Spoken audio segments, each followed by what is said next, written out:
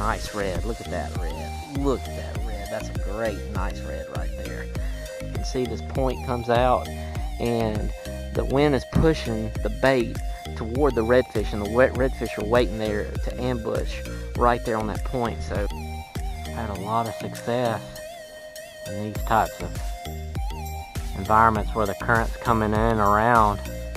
Just caught a small rat red at the turn right there. That's a key area when you're looking for the bayous, is the turns in the bayous. That's really key. When bayou turns like that, you got an incoming tide like we have right now. This is a key little area.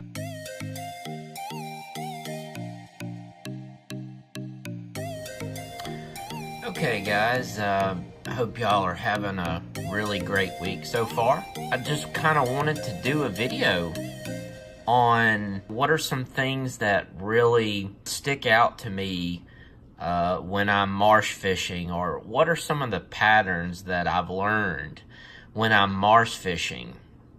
Because there doesn't seem to be a lot of information on YouTube about how to catch redfish in the marsh. The thing is, I believe, is that there's a lot of people that try to hide information, and which is fine in their own right. But I want to help people out, because I was looking for the same material, but I really never found it. Not much at all.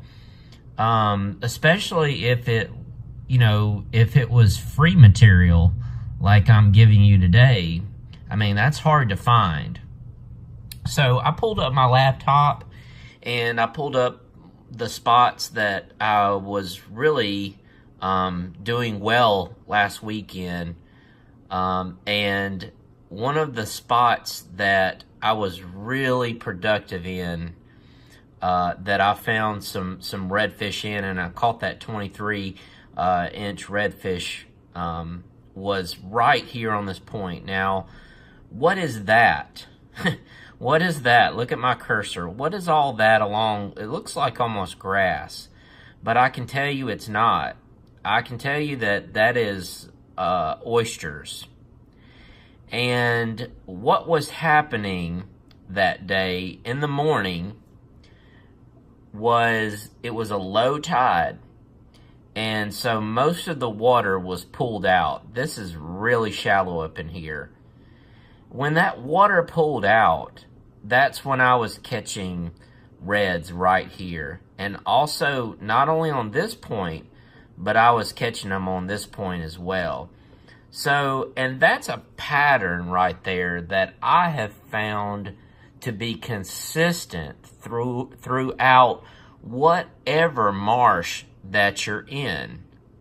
Some people will look at this video and know where this marsh is, but there's a lot of people that fish this marsh, so I'm not really too concerned about it anyway. Now, I did see some tailing reds up here in the very early light of the morning, but then that went away, and that's where I found those reds on the point. So in low tide, this is a key. These spots right here are key in low tide. And everywhere I've been in the marsh, regardless of where the marsh is, these points, these outward points that lead into the bay, are key for low tide fishing. Now, let's talk about what happened later on in the day. As I was going later on in the day, I found the fish to be beginning to move up into the shallow, oyster-laden pocket. I saw a lot of reds in here, and I missed a pretty good one, and pretty good size one in here as the tide started to come in, because the tide was pretty strong that day, despite the high pressure situation we had. So if it's high pressure, then the water pulls out of the bayou. You guys may already know that, but if you don't, that's one of the things that happens. But we also had a south wind on that day, so that helped push the tide in as well, I believe. So I started finding some fish in here. which I really think that that's where they go. And when the tide comes in, they come out from these points and they move in as the water gets higher. And when the water gets higher, there are a couple things that I look for. I obviously look for these cuts up in here. But what do I also look for? I look for holes.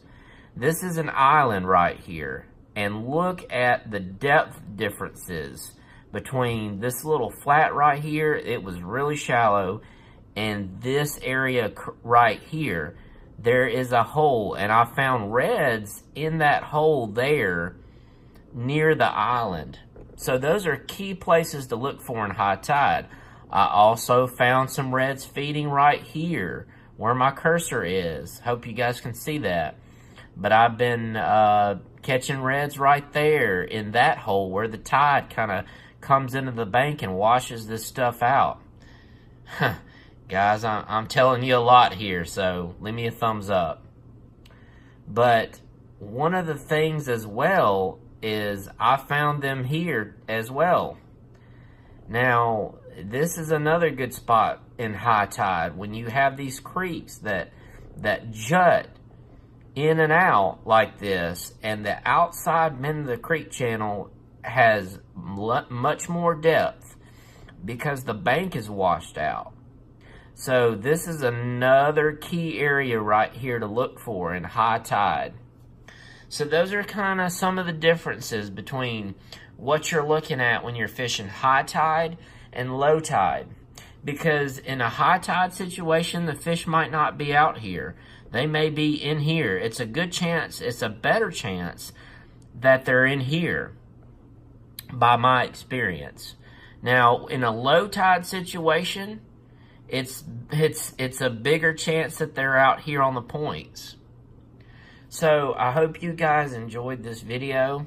I hope that you guys learned a lot in this video, and I hope the bass fishermen learned something as well, because this also applies to what bass do as well when the water moves up and down in a reservoir.